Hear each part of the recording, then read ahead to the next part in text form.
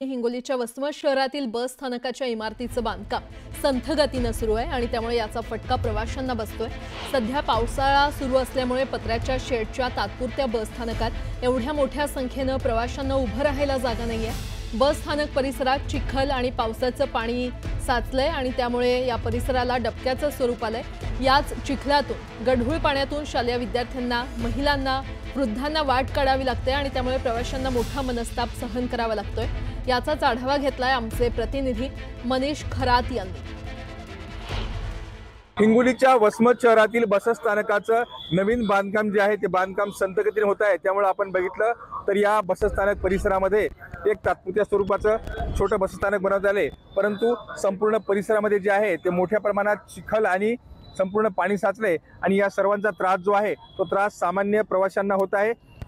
एवढ्या मोठ्या प्रमाणात पाणी साचलं आहे आणि पावसाळ्याचे दिवस आहेत। इकडच्या बाजूला आपण जर बघितलं तर या सर्व शालेय विद्यार्थिनी त्या शालेय विद्यार्थिनींना आपला युनिफॉर्म जपत चालावं लागते, कारण युनिफॉर्म भरलं तर शाळेत कसं जायचं अशी सगळी परिस्थिती इथे निर्माण झालेली आहे।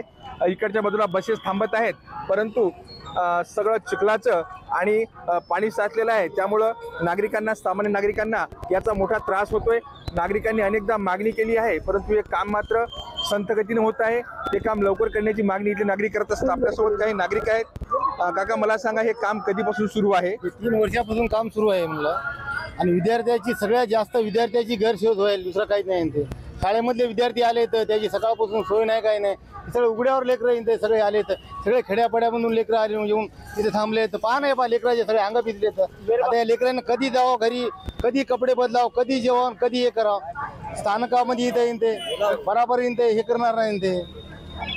ऑटोवाले 50 रुपये तिकीट म्हणाल ते जायला यायला। आता घरून तुमची काय मागणी राहणार? आमची मागणी काहीच नाही, ताबडतोब हे बस स्टँड हो आणि लेकराची फक्त इथे बसण्यासाठी व्यवस्था हो, बाकी काहीच विषय नाही।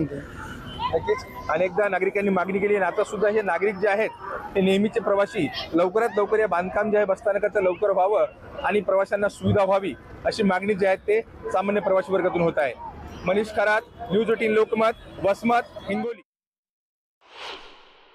आम्हाला कॉलेजला यायचा खूप जास्त त्रास होत आहे। आम्ही दररोजचे अपडाऊन करणारे मुली आहेत। आम्हाला इथे वसमतून अजून बाहेर गावी जावं लागते कॉलेजसाठी, रावेसाठी। त्यामुळे चिखलाचा वगैरे येण्या जाण्याचा, कधी अचानक पाऊस पडतो, छत्री नसते जवळ, कधी असते, त्यामुळे आम्हाला चिखलात यावं जावं लागते।